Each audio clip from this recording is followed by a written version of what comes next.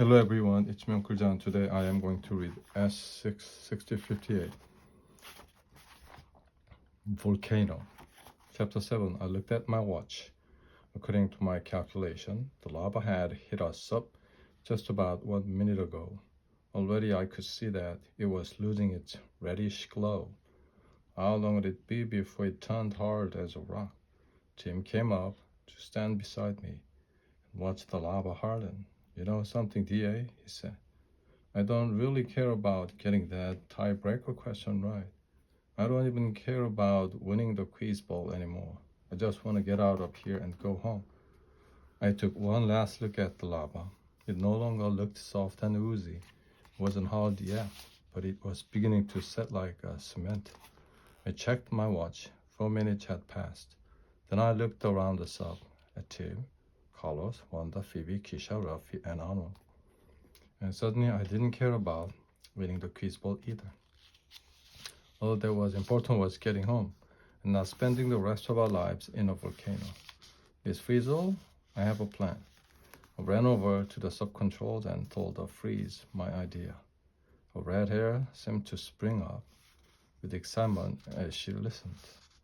As she started punching the buttons on the control panel. Finally, she found the one we needed. Above our heads, we heard the start of a long grinding sound. Miss Frizzle, what's going on? Arnold asked hopefully. It's the magic school drill, the Freeze said with a twinkle in her eyes. And it sounds as though it's doing a great job of cutting through that lava. As the drill worked its way through the lava, it pulled the magic school sub up toward the surface of the volcano.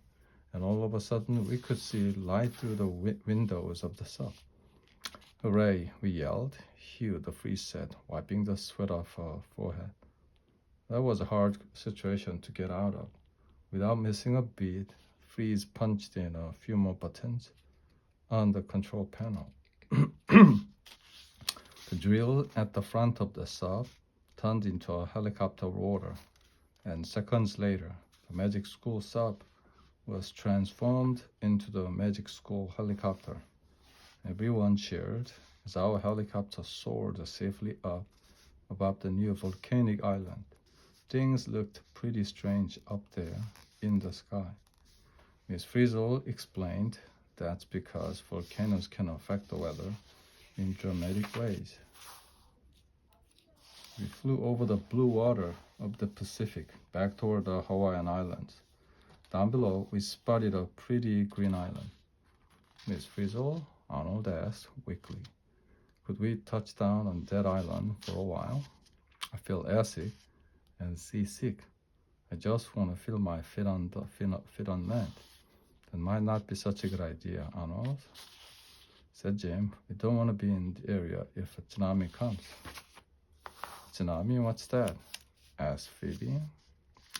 I know, I shouted. According to my research, the volcanic eruptions can cause giant waves.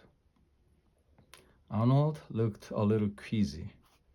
Maybe we shouldn't stop at that island after all. Miss Frizzle, maybe we should just go home.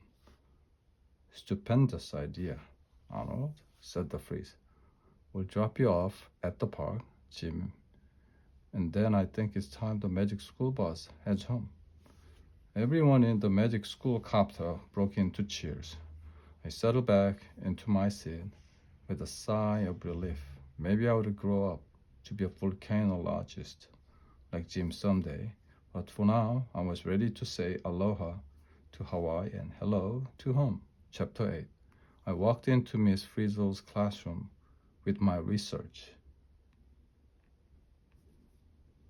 in hand. I had taken a lot of work, but I had found an answer to the tiebreaker question. I was ready to make a report to the class. Where is Miss Frizzle? I asked. Looking around the room, I found out how long it takes for lava to harden. DA, the quiz board is over, Tim interrupted. You know, Miss Frizzle declared it a tie, and we are all winners because we aren't stuck inside that volcano anymore. This isn't about the quiz bowl, Tim, I said patiently. It's about science.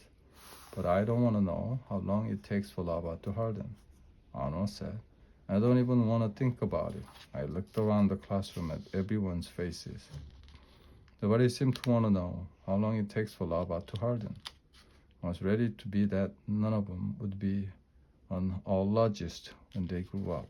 With a sigh, I tacked my report to the wall. That way anyone with a real interest in science could read it. Behind me, I heard Carlos say to Arnold, "This time you can pour in the vinegar, Arnold, but be ready to duck fast, hard as rock."